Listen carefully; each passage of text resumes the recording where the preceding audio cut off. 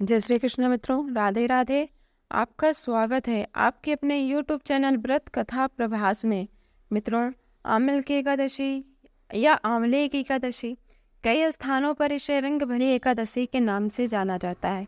मित्रों, इस एकादशी का विशेष महत्व है क्योंकि इस दिन भगवान श्री नारायण के साथ साथ भगवान भोलेनाथ और माँ पार्वती का भी पूजन अनिवार्य रूप से करना चाहिए। यदि इस दिन भगवान भोलेनाथ और माँ पार्वती का पूजन न किया जाए तो यह व्रत अधूरा माना जाता है। और साथ ही यदि आपके आसपास आंवले का वृक्ष है तो आंवले के वृक्ष का पूजन करें, 7 बार कच्चा सूत लपेटें, 21 बार परिक्रमा करें।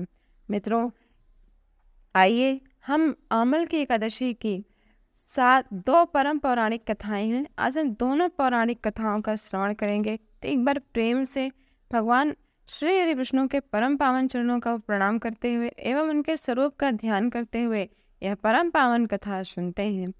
मानधाता बोले कि हे वशिष्ठ जी, यदि आप मुझ पर प्रसन्न हैं तो किसी ऐसे सरल व्रत को कहिए जिससे मेरा कल्याण हो जाए और मुझे थोड़े से ही प्रयास में मुक्ति मिल जाए।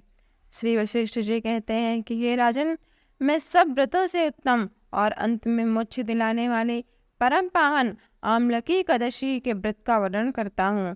इससे सुनने मात्र से मनुष्य के समस्त पाप नष्ट हो जाते हैं और उसे 1000 गोदान के बराबर पुण्य फल की प्राप्ति होती है। तुम्हारा यह प्रश्न संपूर्ण जगत के लिए हितकारी होगा। अब मैं तुमसे परम पावन ये पौराणिक कथा कहता हूँ, आप ध्यान पूर्वक सुनिए। एक वैदिश नाम का नगर था जिसमें ब्राह्मण, क्षत्रिय, वैश्य और शूद्र चारों वर्ण बड़े ही आनंद के साथ अपने धर्म का निर्वाह करते हुए रहते थे।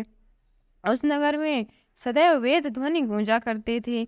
वहाँ पापी, दुराचारी तथा नास्तिक उस नगर में इनके लिए कोई जगह ही नहीं थी। उस नगर में चैत्ररथ नाम का एक चंद्रवंशी राजा राज्य करता था। वह अत्यंत विद्वान और धर्मात्मा था। उसके नगर में कोई भी दरिद्र व कंजूस नहीं था। सभी नगरवासी भगवान श्री हरि विष्णु के भक्त थे और उनके नगर में संपूर्ण अबला, वृद्ध, स्त्री, पुरुष, बच्चे सभी एकादशी का व्रत करते थे। यहाँ तक कि उनके राज्य में पशु पक्षी भी एकादशी का व्रत करते थे। एक समय फाल्गुन एकादशी के समय शुक्ल पक्ष की आम्लकी एकादशी आई। उस दिन राजा, प्रजा तथा बाल वृद्ध सबने बड़े ही हर्षपूर्वक व्रत किया। राजा अपनी प्रजा के साथ मंदिर में जाकर पूर्ण कुंभ स्थापित करके अर्थात मिट्टी का घड़ा स्थापित करके पूर्ण रूप से धूप, दीप, नैवेद्य तथा पंचरत्न आदि से पूजन किया और साथ ही आंवले के वृक्ष का पूजन किया और उनसे इस प्रकार स्तुति करने लगे। हे धात्री, तुम ब्रह्म स्वरूप हो। तुम स्वयं भगवान श्री ब्रह्मा जी द्वारा उत्पन्न हुई हो और समस्त पापों का नाश करने वाले हो। तुमको नमस्कार है। अब तुम मेरा अर्थ स्वीकार करो। तुम श्री रामचंद्र जी द्वारा सम्मानित हो।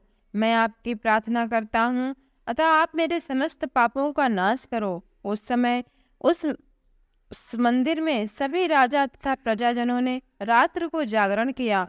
रात के समय वहां एक बहेलिया आया जो अत्यंत पापी और दुराचारी था और अपने कुटुंब का पालन जीव हत्या करके किया करता था। भूख और प्यास से अत्यंत व्याकुल हुआ बहेलिया इस जागरण को देखने के लिए मंदिर में एक कोने में बैठ गया और भगवान विष्णु की परम पावन कथाएं तथा एकादशी महात्म्य की कथा को सुनने लगा। इस प्रकार अन्य मनुष्यों के बाद उसने भी सारी रात जागरण किया और समस्त कथाओं को बहुत ही मन लगाकर सुना। प्रातःकाल होते ही सब लोग अपने अपने घर को गए और बहेलिया भी अपने घर को चला गया। घर जाकर उसने भोजन किया और भोजन करने के कुछ समय उपरांत ही उस बहेलिया की मृत्यु हो गई। मगर उस आम्लकी एकादशी के व्रत तथा जागरण से उसने राजा विदुरथ के घर जन्म लिया और उसका नाम मसूरथ रखा गया।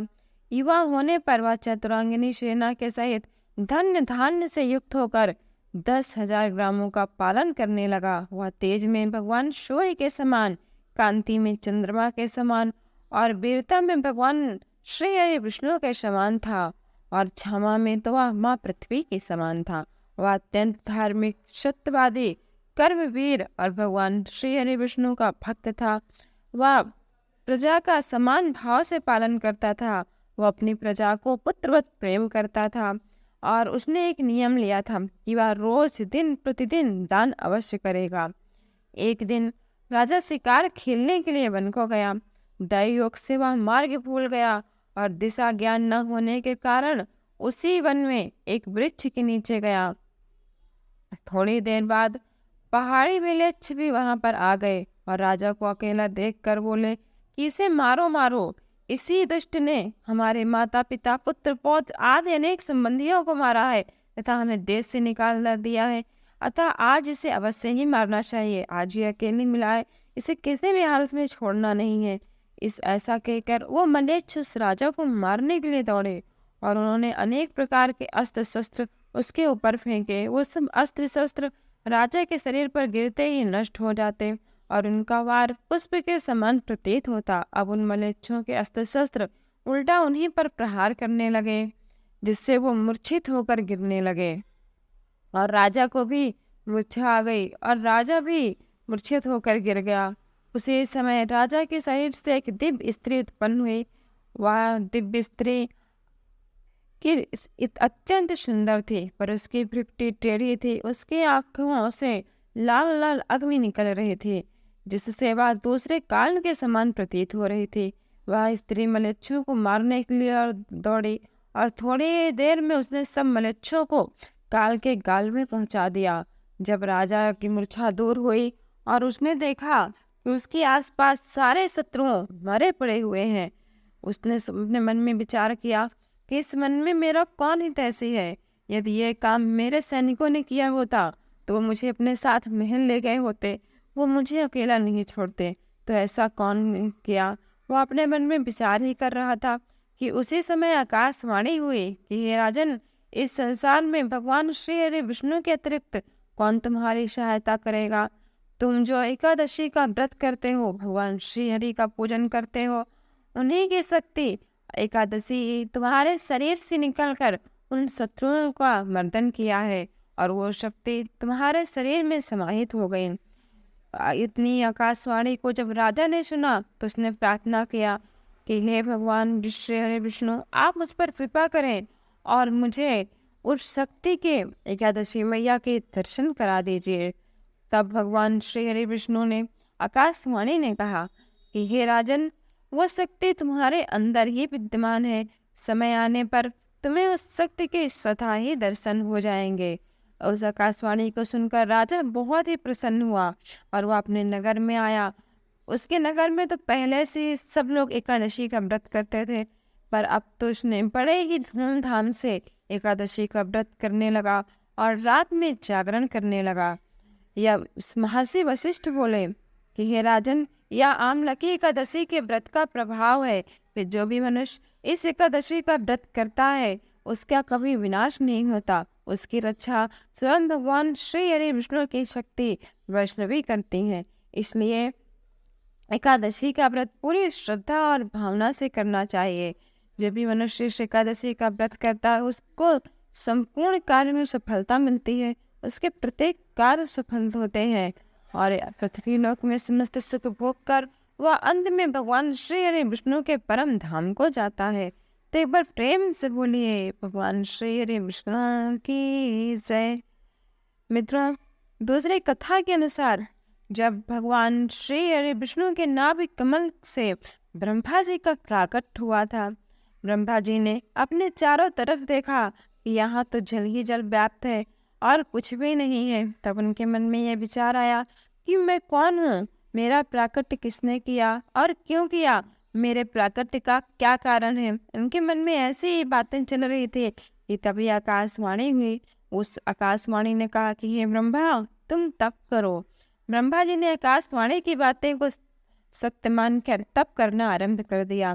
ब्रह्मा जी के तप करते करते हजारों वर्ष बीत गए। जब उनके तप से भगवान श्री हरि विष्णु प्रसन्न हुए और उनसे कहा कि हे ब्रह्मा, मैं तुम्हारे तपस्या से अत्यंत प्रसन्न हूँ, तुम अपने नेत्र खोलो। जब भगवान श्री हरि विष्णु को ब्रह्मा जी ने अपनी आंखों के सामने देखा तो अत्यंत प्रसन्न हुए और उनकी आंखों से प्रेम के अश्रु निकल आए। उन्हीं अश्रुओं से ही आंवले की वृक्ष की उत्पत्ति हुई। उस आंवले के वृक्ष को भगवान श्री हरि विष्णु जी ने वरदान दिया कि हे ब्रह्मा जी, ये आपके आश्रय से जो ये वृक्ष प्रकट हुआ है, यह कोई साधारण वृक्ष नहीं होगा, ये देव वृक्ष होगा। इसमें संपूर्ण 33 कोटि देवी देवता निवास करेंगे। इसके मूल भाग में स्वयं आप, मध्य भाग में मैं स्वयं माँ लक्ष्मी के साथ, और इसके ऊपरी भाग में भगवान भोलेनाथ और माँ पार्वती निवास करेंगे। इसके पत्तों में पवन देव और जड़ों में मरुदगण तथा समस्त 33 कोटि देवी देवता इसमें निवास करेंगे।